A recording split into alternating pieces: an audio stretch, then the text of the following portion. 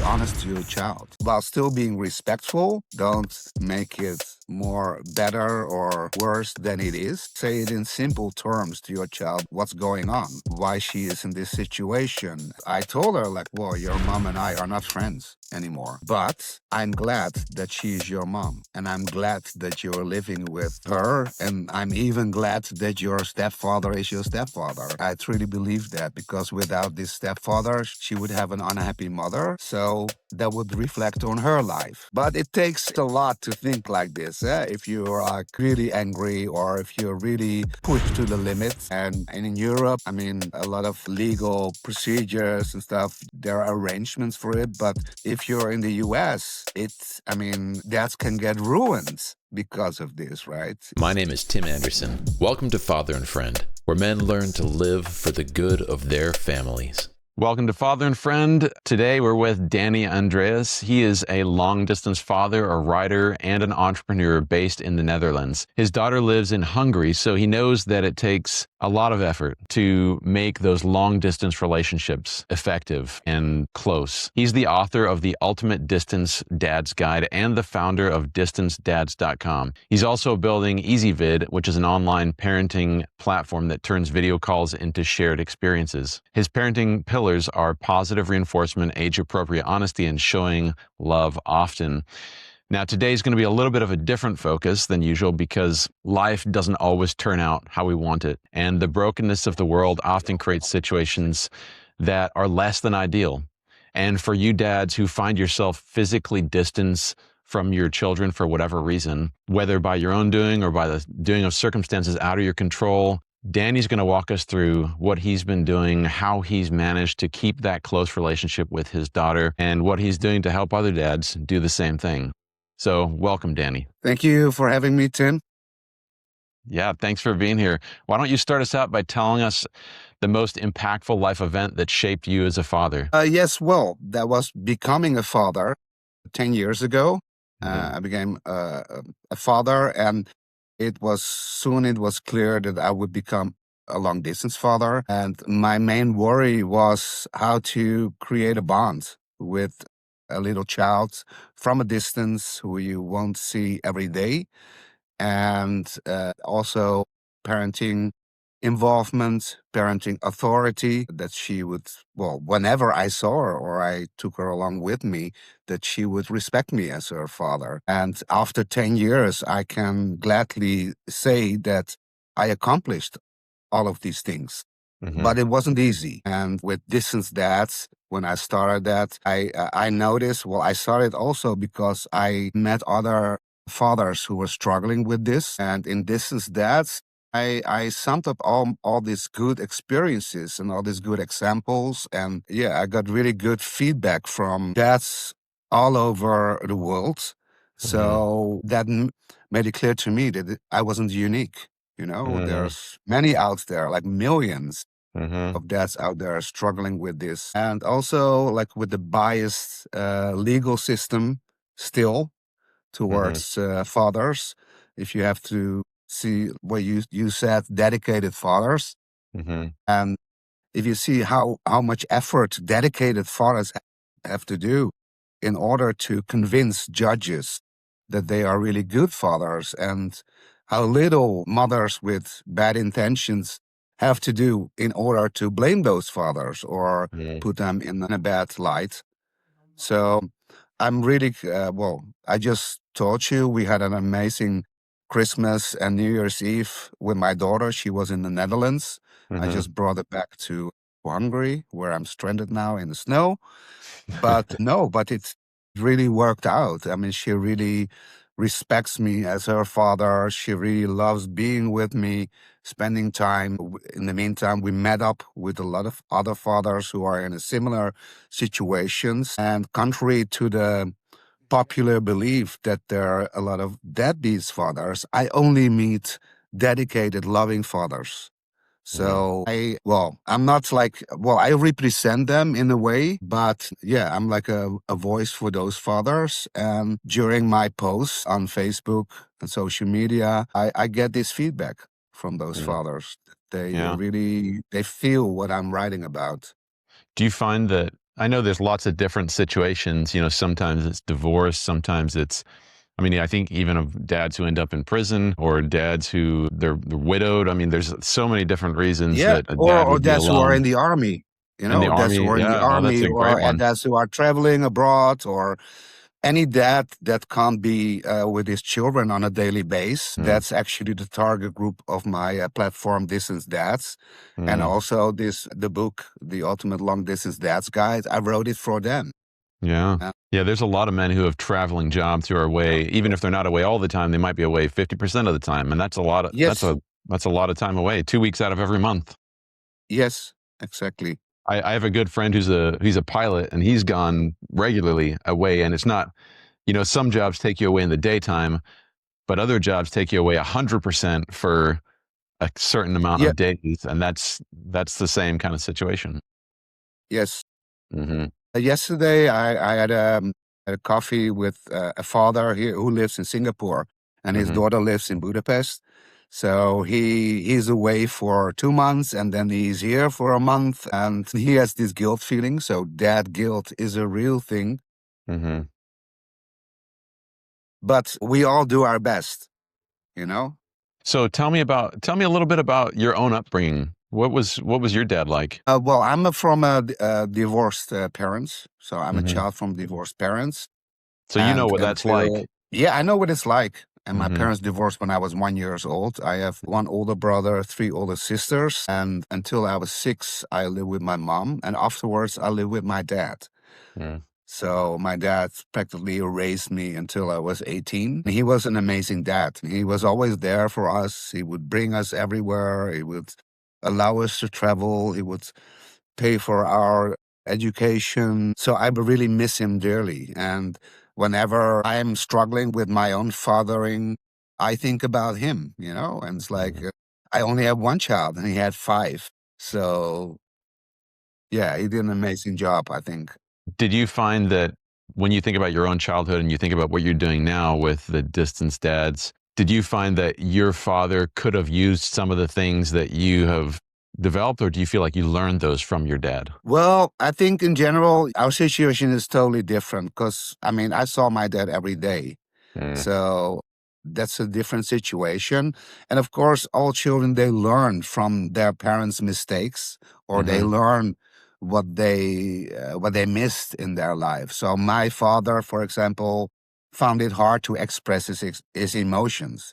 He was mm, old school, and men in the past didn't express their emotions that much. And I really miss that. I really miss that. And to hear that he loved me. mm, So that's why this is one of my pillars of the three mm, pillars, that to express your child that you love your child. And each time I have a video call with my daughter, we end with it, I love you. And it's mm, so easy to say, and it's very, very powerful. mm. So That's very that's good. why I think it's important to reinforce this each time. Why don't we jump into the three things that you're doing that you feel like are having a positive impact? Because you mentioned one of them. We can go in reverse order. You Oh, mentioned all the right. emotional expression. So So I'm you sorry for talked about, that. no, you're good. Tell and show your child frequently that he or she is loved and cared for. And so Yeah. tell me about how you do that, because at a distance, that's really difficult. You can't hug every day. No, So you tell me what can't that you looks can't like. hug every day. I think you show your love by listening to your child. What are your Mhm, child interests? Who is important for your child? And these can mhm, be teachers, classmates, friends, and really showing interest and expressing this. I did this by showing content, looking for videos which match with the experiences of my child. And I use border frames. I made border frames in certain themes. And like children, they have an incredible imagination.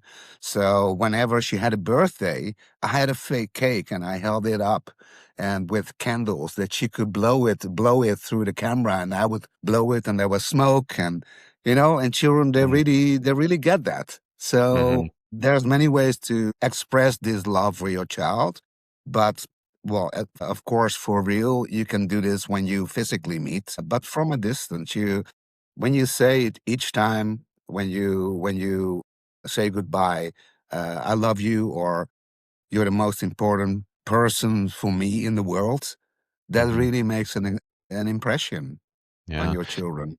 No, that's good. Tell me, I want to hear some more of the things that you've done. The birthday cake idea that's really clever. Just do that over video. That's okay. That's fine if that's what you've got, right? So, You can use all kinds of props. So I had this sock. It's just an old sock, and I made some eyes. And I used this puppet. I gave it a name. Well, I can say Mhm, it, but it's like a Dutch name, fluffy something. And I introduced it in the chat, and we had a like a then it became a group. And my daughter, she really loved it that I used this prop. So and that's one of the reasons we'll talk about this later, IziVid, but to to make your video calls more immersive for your child by using real props and virtual props. So, for example, whenever I plan to give her a new cuddly toy, first I would give it the name of one of my family members. So mhm, she would already learn that this name. mhm. Then I would take a picture of it, erase the background, so make a transparent background. I would send it to her. Then when she got it, I also had it in the chat.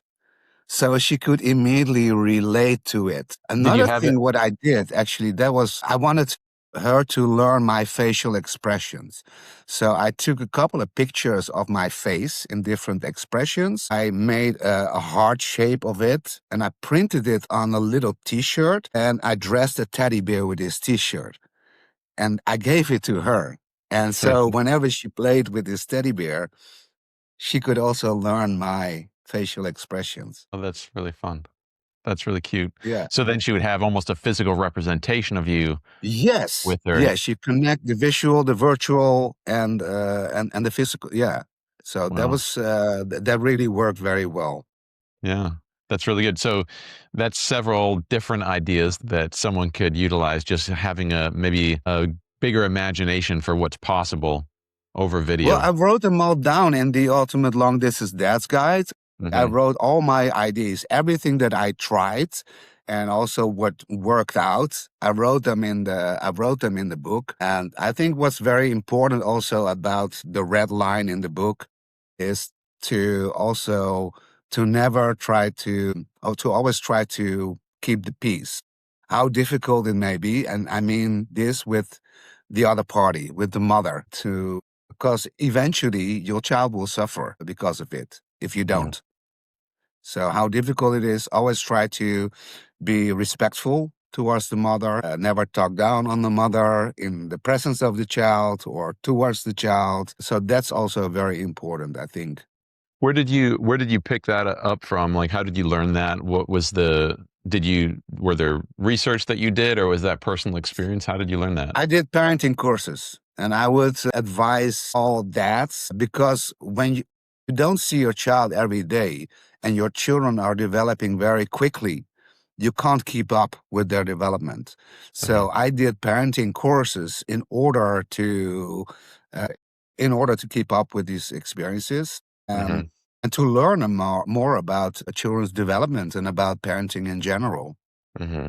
So that really helped me. That's really good. Have you had to experience some of those negative things and then go, okay, wait a minute, I can't do that? Or did you manage I've to? experienced a lot of negative experiences. I was Mhm, in a I was in a court battle for 6 years in order to be able to take my daughter to the Netherlands and to travel with her. So no, this was really, really tough. And mhm, I know that a lot of fathers are going through this. But even during those times, I forced myself to stay respectful. And how difficult, because the more you get into it, the worse it becomes. Eventually, the result you will either see your child less or you won't see your child at all anymore. So mhm, that's all very bad for your child. mhm, So you should always keep this in mind. What's good for your child? mhm. Even if other people don't do this, you should do it yourself. That's good. So you see the speaking positively, or at least not speaking negatively, of your counterpart, whether that's your wife or partner, Yes. you see that as that would be a negative thing for your child to hear negative Yes, things about yes, about their mother. Yeah. yes, yes. And if it's difficult for you to speak positively about the counterpart, don't do it. Don't Mhm. do it at all. And if your child starts about it, don't be negative or don't turn it down or don't make any remark, because children, they're very sensitive. They will notice. They will Mhm. notice if if something is off. I suppose that's what you're wanting from your child relationship. You're looking for a relationship that is loving, but also that your child learns how to respect you as a father. And you would hope for the same for your counterpart, that they would respect Yes, them as a mother yes, because they have to live with them also. yes. But well, the reality shows, and it's not only my experience, that in a lot of cases it's not like that. Mhm. The other part doesn't care Mhm. about you, or would rather forget about you and introduce a new father into your Mhm. child's life. Mhm. That's what a lot of dads are facing, and Mhm. I wouldn't allow that to happen. Mhm. And maybe we can move to the second pillar, the second question you asked, Yeah. and I answered honesty. Be honest to your child. Mhm. And so from an early age, I tried to be honest, regardless. So while still being respectful towards the counterpart, be honest about it. Don't make it more better or worse than it is, but be honest and yeah, say it in simple terms to your child what's going on Mhm. and what's why she is in this situation. And I think what made a really big impression on my child is like that I told her like, well, your mom and I are not friends Mhm. anymore. And but I'm glad that she's your mom. And I'm glad that you're living with her. And I'm even glad that your stepfather is your stepfather. And I truly believe that, because without this stepfather, she would have an unhappy mother. So that would reflect on her life. Mhm. But Yeah. it takes a lot to think like this. If you're really angry or if you're really pushed to the limits. And in Europe, I mean, a lot of legal procedures and stuff, there are arrangements for it. But if you're in the US, I mean, that can get ruined because Mhm. of this, right? The Yeah. legal costs are astronomous. Mhm. So you really need stamina, and you need financial stamina. So Mhm. mental and financial stamina in order to endure this. Mhm. And many dads can't don't have this or can't meet up with these expectations, and they end lives. Tell me about, let's come back to that. Tell me about the first time that you had to have that really difficult, honest conversation with your daughter. Because there's at some point, right? She's growing up 10 years and then she figures it out. She's like, wait, what's going on Well, here? no, she was very young. I mean, she was like 3 years old, Hmm. and she asked me, "Are you?" I said, "No." And then she said, "Well, why do you make a baby?" And that was really wow. That really hurt. Hmm. Or and I was amazed that she could even make this up, Makes that connection. Yeah. make that connection, and say and tell this, because it was true. Mhm. And but I explained it to her, and I think because I've always been honest to her, and she didn't found out other truths later on, Hmm. that it has worked. Mm. Yeah. Yeah, that must have been a sort of, whoa, okay, I got to answer It this was question now. surreal. It was Yeah. surreal. Like, what? Yeah. How do you make this up? What's going Mm. on in your head? Hmm. Yeah. So, I'm assuming you've had several conversations or many since then that are progressively more information, right? At 3, you're giving a Yeah, very basic answer. very And basic. has she asked more complex questions as she's gotten older, or not yet? Yes, she has asked more complex situation, but I think because I've always treated it in the correct way, she is fine with the situation. Mm. So It doesn't It's not surprise her. troubling. She's not troubling her. I mean, we see each other each month physically Mhm, and 2 times a week online.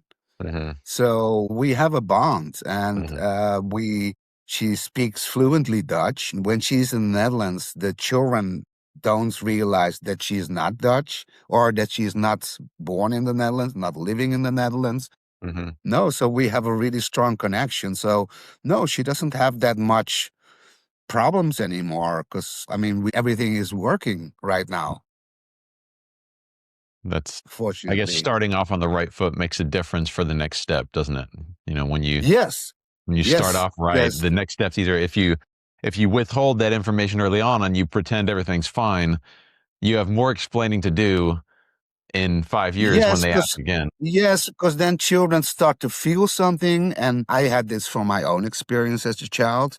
That you Mhm, later on, then you when you're in your late teens or early 20s, that you start to realize like, but this is very different than what I was told as a child, or mhm, things were very happened very differently, and I mhm, didn't want to get in this situation. But of course, you don't want to tell your child exactly how it is, because you also don't want to set up your child towards the counterpart, towards the mother, you know. mhm.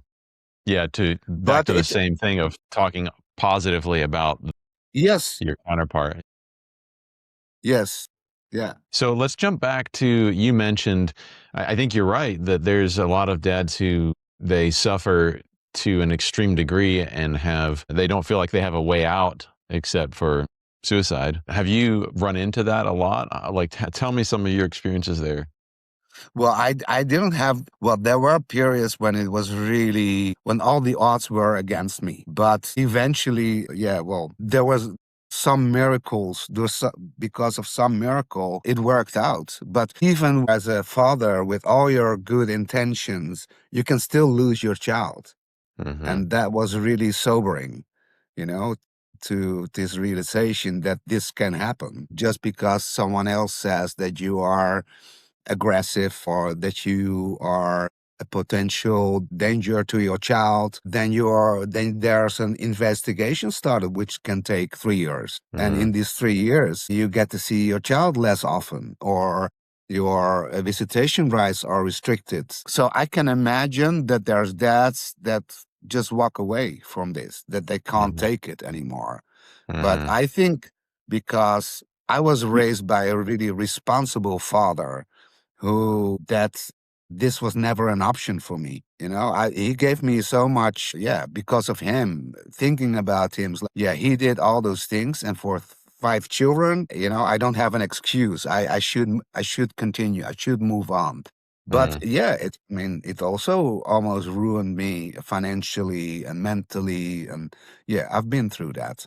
And I imagine, even for the men who have a very difficult time, and some maybe they end up taking, like in the worst case scenario, they take their own life. And I wonder, in the maybe a little bit less, they, instead of taking their life, like you said, they just kind of quit. They just go, I'm out, I'm just going to go live my own life again, and I'm going to forget my children. What Yeah. would you say to those men in that situation? Yeah, well, I post regularly on like every Friday. I post in many groups all over the world, and I always take like a personal experience and I try to make it a little bit bigger so that it's matches to that as a match for more fathers. And I always tell them to never give up on your child, because it will really affect you, but it will affect your child even more, because you Mm, will have a child. The child does not understand. Maybe it gets misinformed. And once you take off, then the other party has all the opportunity to put you in a bad light and to validate all the false accusations. mm, So, and how difficult it is, and never give up on your child. But I know I don't know what I would do when I would live in the USA. And if you would have to pay, like, I don't know, $50,000 or something for what I've heard of mhm. fathers having to pay. What if you don't have that, right? Yeah, that's right. What do you Yeah. do? What do you do? Mhm. So Yeah, but I say I always tell fathers never give up on your children because Mm, eventually they will realize that you fought for them. They will feel it. Even my daughter during the last visit, she told me because there was another person bad mouthing about me, and then she said, "No, because you're a great father. You're doing this. You visit me, and you buy me always the nice things that I want. You know me, you know my friends." And so she knows this. She knows mhm. this. And but it was the first time she actually told me all those things. Yeah, I imagine there's a hopelessness that sets in if you're not careful. And, I think about this idea of love. And, I like my favorite definition for love is willing self sacrifice for the good of someone else without expecting anything in return. And I think Yes. about if a dad wants to love his child, one of the ways he can do that is by not quitting, not Yeah. giving up. Because Yeah. like you said, the child doesn't know what's happened and they don't understand it fully yet.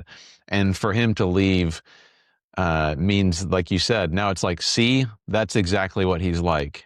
Instead of, I can give you an example. There was one time I was supposed to visit her, but the mother wouldn't allow me. And I knew this, and this was during Christmas. mm, And I knew the apartment she would be having a Christmas party, and there was a little park down there. So I went to a grocery. I bought like 6 loaves of bread, and I shaped a heart with this bread, and her name and daddy. mhm. And so she could see it from above, from the apartment building. And well, she didn't see it because she was really small, and the pigeons, they were there like eating the heart. And but I captured this on video, and I showed it during the next video call, and she recognized the place because it's where her grandparents live. And she, "Oh, you made this for me." So even if it didn't happen, if you didn't see it, you can still prove your child that you were there. Mm, And it still makes an impact. It still makes an impression on them. yeah, And that's, I think, the most important thing for that children. is special. Yeah, showing your child that you were thinking about them and Yeah. that they weren't forgotten by you. There's something I think about even the dad who maybe can't ever see his child. Even I imagine how powerful that would be if he wrote them letters, and then even if he couldn't send them, and maybe they get them all at one time when they're Yeah, 13, they get and them they see later. he's been writing me letters for 13 years. I mean, Yeah. that's powerful. That's powerful. So you can still do things, and even if you can see your child, I would send packages and make a lot of effort on the wrappings. So once I made like a treasure chest for with pirates and stuff, and that really they really feel that they really Mm, feel that you're making an effort. Um, so also when I spoke about presents, giving presents or buying presents for your children, I told fathers like make presents yourself with your mm, own hands. mm, It doesn't have to be fancy. mm, Your child can see that you did this with your own hands, and it's mhm. something that it's their interest. They will really appreciate it. I can affirm that because I have young children, and I can affirm that when I make something with them, even if it looks terrible from my perspective, they still love it. They're like, "Wow, this is Yeah, so they cool. Look at love it. that." Yeah. They love it. They love it. And yeah, for so we've been collaborating with universities and colleges in the Netherlands with our application that we're working on, and they did a research. And one of the things that so there's a lot of studies about video calls between divorced parents and children. Mhm. And one of the things that children miss the most was being able to draw together. Huh. That's so interesting. And so this is also what we're going to include in our application, that parents and children can draw together, can make Huh. drawings together. And because during drawing, they let that their creativity flow. They're Mhm. totally free. And during the drawing, you can talk about anything. Mm, So it's a great activity to break the silence mhm. because We first started with these online video calls when my daughter was 7 months old. So she didn't speak at all, not Hungarian and not Dutch. So how do you do this? Within 5 minutes, you've done all your waving and you can't do anything anymore. Yeah. So I was really creative with open broadcasting software, and I did this with content, different types of content, which I showed her, and I made little games for her, really simple, and that works. Mm, Trying to figure out what her interests were, and that's how it's another way of getting to learn your child. yeah. Now, before we talk about your last parenting habit that you practice with your child, let's talk a little bit about the IziVid, because this is part of what you're talking about on a virtual call. How do you engage fully with Yes, your child? And you mentioned using OBS and some other things. That seems, for some people, that's very technical. So you've created a product yes, to try and help that be easier. Can you tell us a little bit about that? yes. IziVid, EasyVid. It's called IziVid, and it's like a Dutch written, because in English it would be IziVid.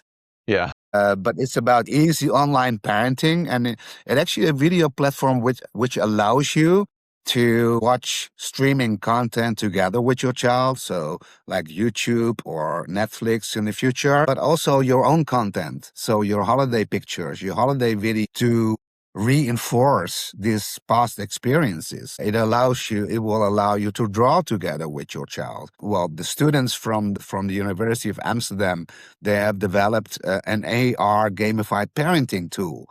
So you can give your child parenting goals. They can earn points with that. And on a 3D map, treasure map, they can actually jump or with avatars, and then they can play a virtual memory game in the space, and the parents, they can decide what's on the backside of this memory cards. So this can be family members. So this is a way. So you could do two things. It's a fun game, and at the Hmm. same time, you teach your child about your family, who they're also not seeing that Hmm. much. Because it's Hmm. not only the parent, it's the grandparents, it's the cousins, the nieces, the aunts, the uncles. Hmm. Everything is cut off. And in the end, they can win something, and it comes out of a treasure chest. And this is a present from the parent. And this can be any experience. It can be a real present, like a picture of a toy, which they will send them. So, and we want to extend this with more AR and VR experiences, so that distance parents and children can be in the same virtual space. So they can actually be in an amusement park. They can do education. Parents can help their children with their homework.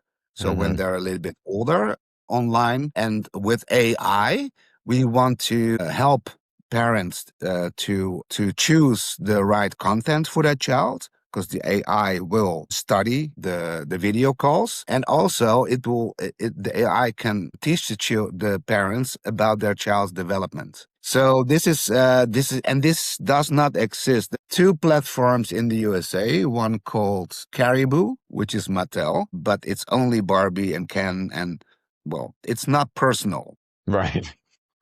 It's their content, and you Yeah. have to like that. I don't like that. Yeah. And there's Me neither. Kinzu, which also have their own content. Mm. So for EasyVid, it's very important that it's personal content. So if a parent can make a YouTube playlist with content that they think their child likes, Hmm. they can watch it together with their child. And I think, and that really works very well with my daughter, and it's also the reason why she speaks Dutch so fluently. So we also, whereas Caribou and Kinzu are only English, and we are multilingual, so also cross-border parents and Hmm. cross-cultural parents, and it's everything is around personal content, personal experiences, and so we really have big hopes. So USA, here we come. That's really cool. I was just talking to a friend of mine the other day, and he's Chinese, and his wife is American, and they live in the United States, and he told me that his son, I think his son's about 8 or 9, speaks fluent Chinese. And I asked him, how did you do that? Because in your house, you have to speak English. And he said, he started by reading to his child books in Chinese, and then they would do a Chinese Saturday school. And Yeah. to think that even a distance dad could accomplish many of the same things if he can read with his child and talk with his child and engage with his child in a very interactive way. And that is difficult over video, right? Because you can't touch anything. But Yes. the more you can engage through, as you mentioned, AR or some other means, that's pretty powerful to try and bridge that physically distant gap. And I mean, you're always going to miss something when you're not together, right? But Yes. Yes. how It's do we not. It's fix not as much as possible? Yeah, it's not the same, but you have to work with what you've got, right? exactly. And if you don't have anything, because when we started, there was only you had. Hmm. So then the phone calls or the calls will only take 5 minutes because little Hmm. children is like. So our calls when we have an hour, it's like the first 5 minutes it's social talk, this and that. And then I would start teaching her stuff. So for 10 minutes, I would teach Hmm. her words, starting with words, word cards, and then it became sentences, numbers.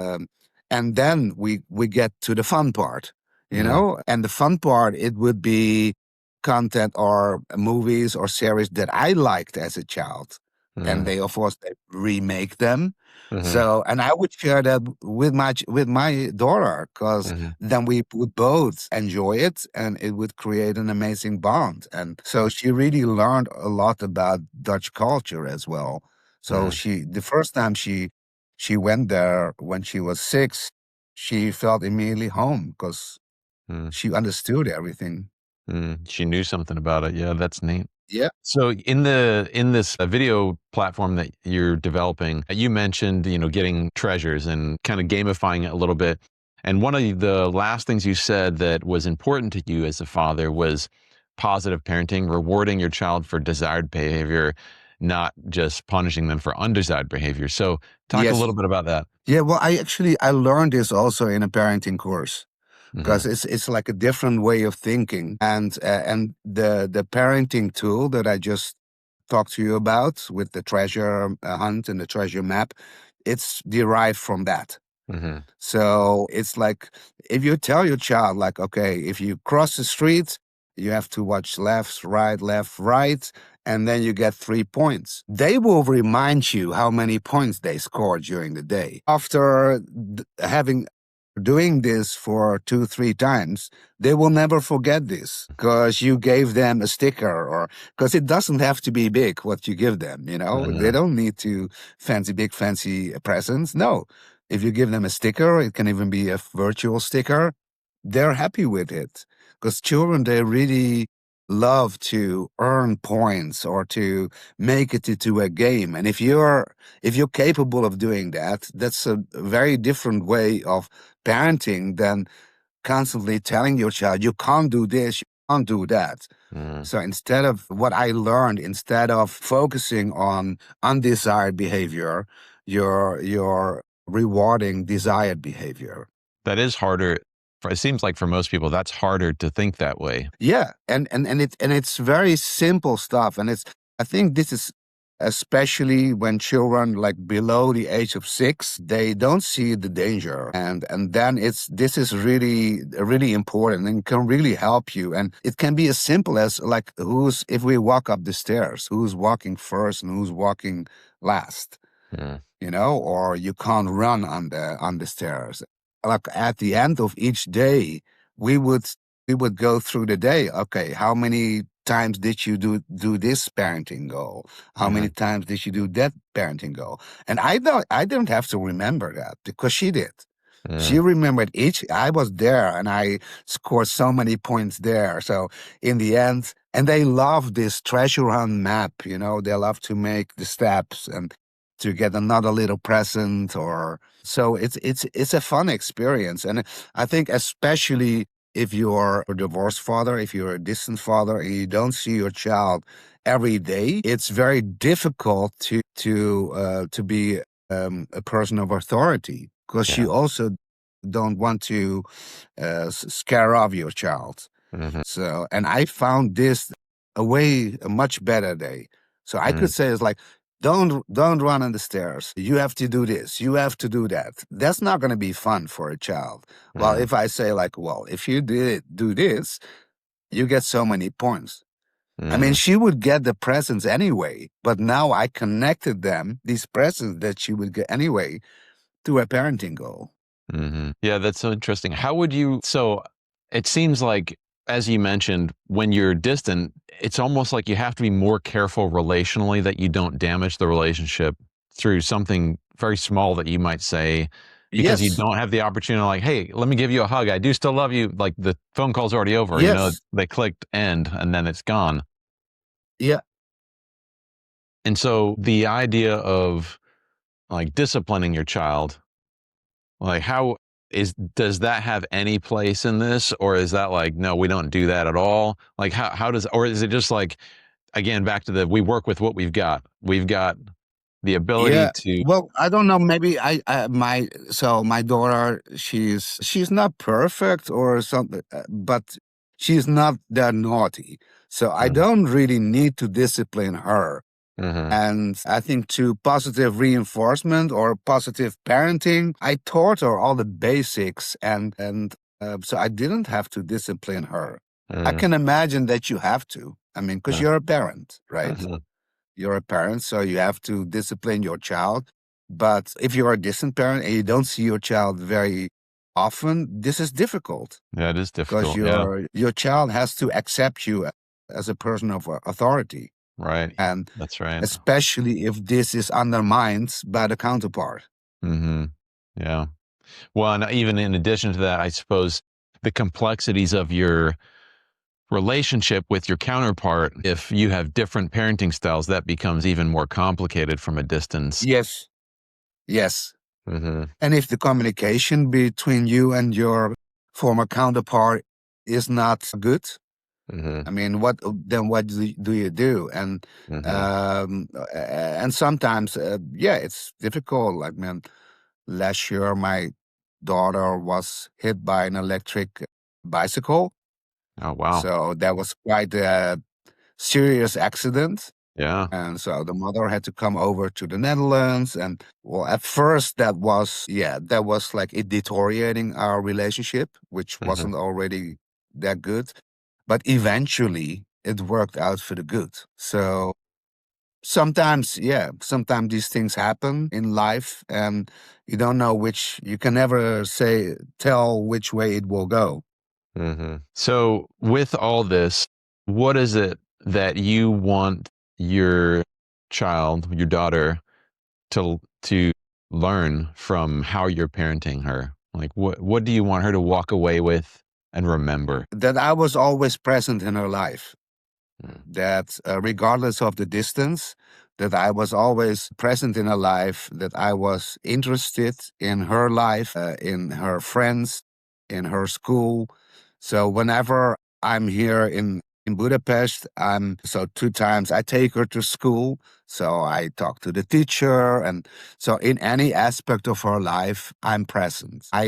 And I know that not all fathers have this opportunity, but I mm. try to be, at least spiritually and also mentally. What does that look like spiritually? What do you do with your daughter to help her in that way? Well, spiritually, when it's difficult, I tell her, well, I try to explain to her that unexpected things can happen in life. And Hmm. sometimes you just have to accept them, but eventually it will be okay.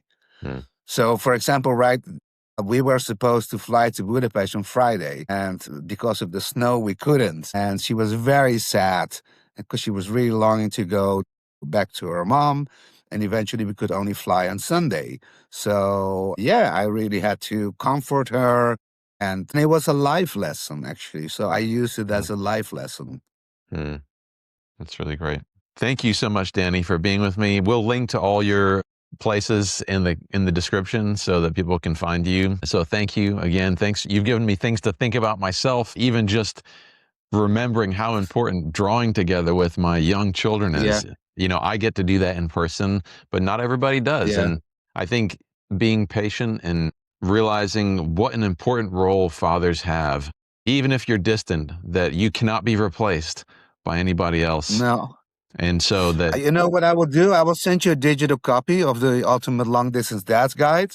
I Then you appreciate that. can read it and maybe get some inspiration from there. I'm really glad for this interview. You picked me out. It's like, okay, I really liked this conversation and to share my experiences with you and with other fathers. And I wish all fathers out there who are struggling, I wish them all the luck, all the best luck of the world, Mhm. and a lot of strength and stamina Mm. to continue. And Yeah. again, never give up on your child. If you want to connect with Danny, reach out to him and he'll be glad to help you out and give you that encouragement. Awesome. Thanks so much, Definitely. Danny. I appreciate your time. All right. Thanks a lot, Tim. Fellow fathers and friends, so glad you could join us for this episode. To stay connected, visit our website at fatherandfriend.com. Sign up for our monthly newsletter or follow us on Facebook, Instagram, and other social media sites. Be sure to like, follow, and share with fellow dads and families in your community. If you have a topic you'd like us to discuss, send us a message and let us know. Until our next episode, keep showing up, loving deeply, and making an impact for the good of your family. Thanks for listening, and we'll see you next time on Father and Friend.